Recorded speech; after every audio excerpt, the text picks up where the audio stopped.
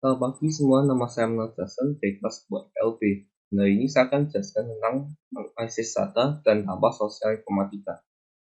Analisis data adalah proses mengubah data mentah menjadi informasi yang dapat dimengerti dan digunakan untuk pengambilan keputusan. Ada dua jenis data, yaitu kualitatif dan kuantitatif. Yang pertama, data kualitatif. Ini adalah data deskriptif seperti uraian atau eksplanasi. Metode untuk memperolehnya termasuk analisis tematik, percakapan semioik, teori grounded, dan analisis isi. Lalu yang kedua, data kuantitatif, yaitu jenis data yang dapat diukur dan dihitung dalam bentuk angka. Metode untuk memperolehnya mencakup analisasi, komparatif, deskriptif, survei, ex post facto, dan true eksperimen. Selain itu, data juga diklasifikasikan berdasarkan sifatnya yang tadi, kualitatif dan kuantitatif.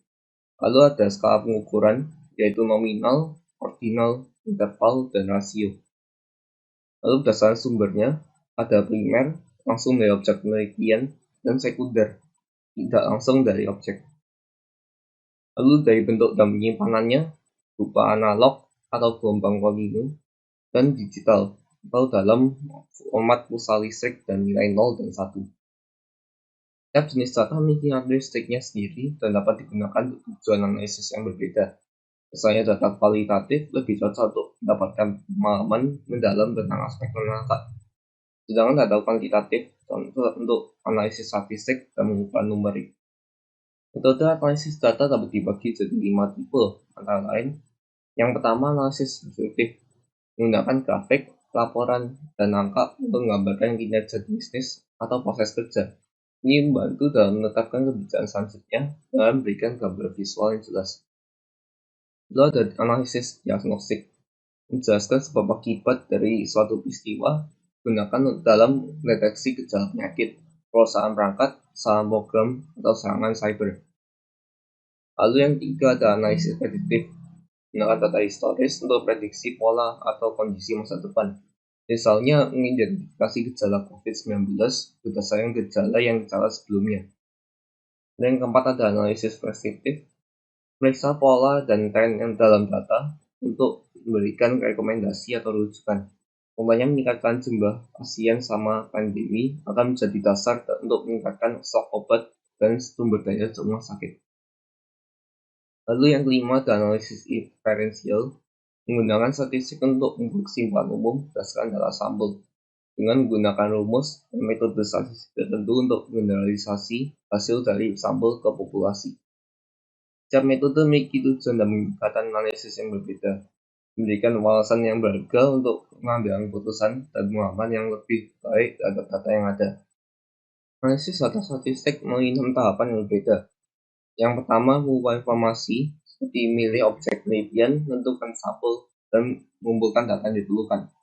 Yang kedua, pengeditan, yaitu memeriksa kelemahan dan kelengkapan data yang terkumpul pada instrumen pengumpulan data. Yang ketiga, memberikan kode seperti identifikasi, klasifikasi, dan validasi data sebagai variabel penting dalam penelitian. Yang keempat, pengujian, yaitu menguji validitas dan pengembangan data dari segi kualitas dan keberadaannya. Yang kelima, pendeskripsian data, yaitu menyajikan data dalam bentuk tabel atau diagram agar mudah dipahami. Yang keenam, pengujian hipotesis, yaitu melakukan pengujian untuk menentukan apakah data yang divisualisasikan dapat diterima atau ditolak. Dan proses ini tujuannya adalah untuk memperoleh data yang valid dan dapat dipercaya, harus mengukur yang kredibel, serta memberikan pertimbangan dalam pengambilan keputusan. Terus analisis data dapat mencakup teknik penggabungan pengangkatan majemuk menggunakan konjungsi simbol V terbalik, di mana keluaran benar dihasilkan jika kedua masukan benar. Ini adalah cara untuk menggabungkan beberapa pernyataan yang memiliki karakteristik konjungsi dan pengolahan data digital melibatkan dua proses kunci, penyimpanan data dan penanganan data. Tahapan pengolahannya mencakup input, proses, dan output. Terdapat beberapa jenis perangkat yang digunakan dalam pengolahan data digital, baik dari peralatan manual hingga peralatan elektronik yang menggunakan teknologi digital untuk menggerakkan mesin dan mengontrolnya. Mekanisme pengolahan data melibatkan tahapan dasar, yaitu recording, duplicating, verifying, classification, sorting, merging, calculation, dan recovery. Ada dua sistem utama dalam pengolahan data digital. Yang pertama, sistem pengolahan berkas atau file processing system. Ini adalah kumpulan program yang digunakan untuk menyimpan dan mengolah file dalam hard disk komputer. Beberapa jenis prosesan data digital termasuk prosesan merurut relatif, urutan berurutan, urutan berdasarkan kunci, urutan acak berdasarkan kunci, dan urutan dalam batas tertentu. Kelemahan dari model file processing system ini termasuk akses bersamaan yang dapat menyebabkan kesalahan data, masalah keamanan dalam mengatur hak akses, dan kesulitan dalam pemulihan data jika terjadi kegagalan atau kesalahan. Yang kedua ada sistem pengolahan basis data atau database processing system. Ini adalah perangkat lunak yang dirancang untuk menyimpan, mengolah, dan menerima permintaan data dari komputer klien terhadap isi basis data. Contoh dari sistem ini meliputi MySQL, SQL Server, PostgreSQL, Oracle, dan lain-lainnya. Pengolahan data digital memiliki peran penting dalam memastikan kehandalan, keakuratan, dan kesediaan data untuk berbagai keperluan dari pengambilan keputusan hingga manajemen informasi. Pengolahan database melibatkan teknologi dan sistem yang penting untuk penyimpanan, manajemen, dan pengolahan data. Ada beberapa konsep dan komponen kunci dalam pengolahan database. Teknologi database. Database adalah tempat penyimpanan data yang terstandarisasi untuk kemudahan penyimpanan dan pencarian data, misalnya data kependudukan, data mahasiswa, dan data inventaris barang.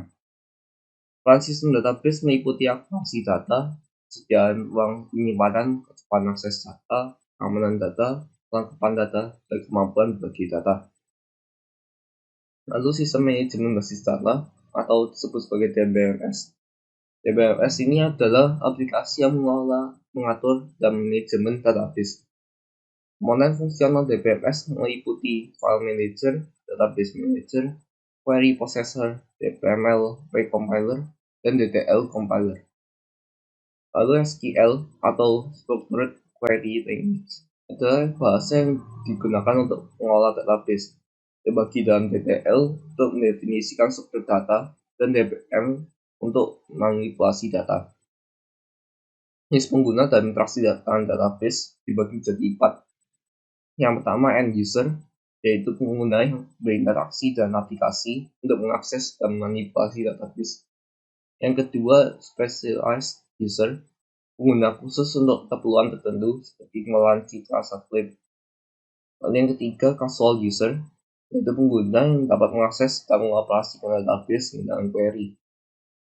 Lalu yang keempat, programmer, yaitu pengguna yang merancang aplikasi untuk menghubungkan dan menggunakan data dalam database. Database server dan abstraksi data.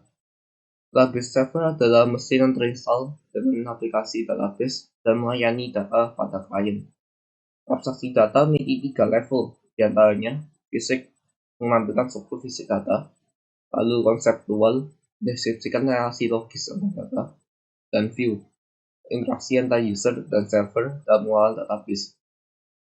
Pengolahan database melibatkan teknologi, sistem, dan bahasa pengolahan data yang berbeda.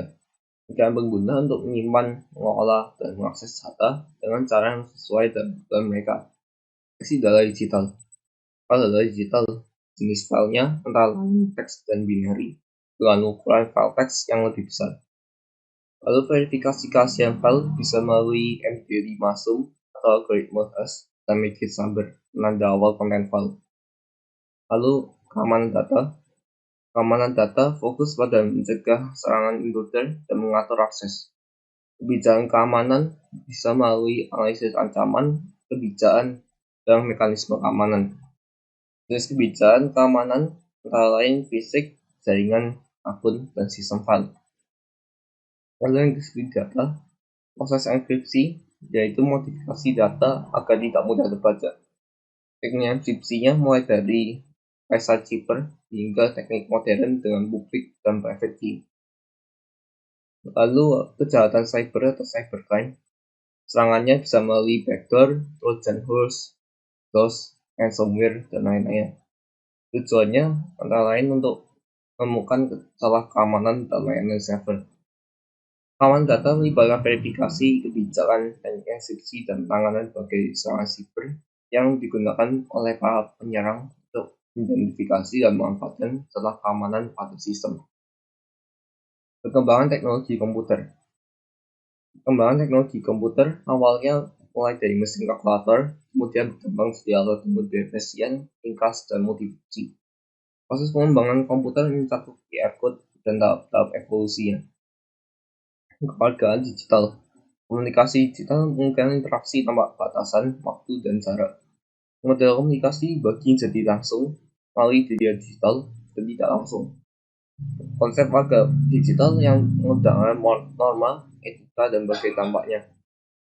Komponen warga digital dan kategorisasi dan lingkungan sekolah. Lalu dampak positif dan negatif teknologi informasi. Efek positifnya antara lain produktivitas, interaksi sosial, perubahan pola hidup, potensi lapangan pekerjaan.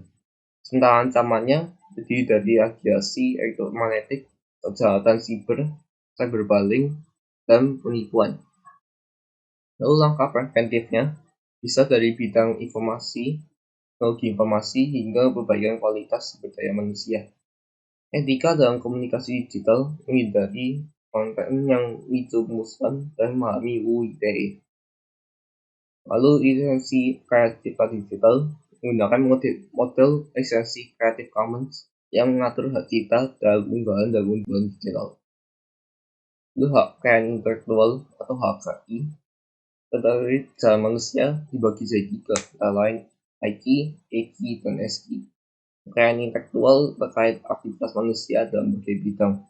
Tujuan jenis dan bidang hukum HKI terkait paten, desain industri, merek, dan lain-lain. Jadi sekian dari saya. Maaf ya yang salah kata. Terima kasih.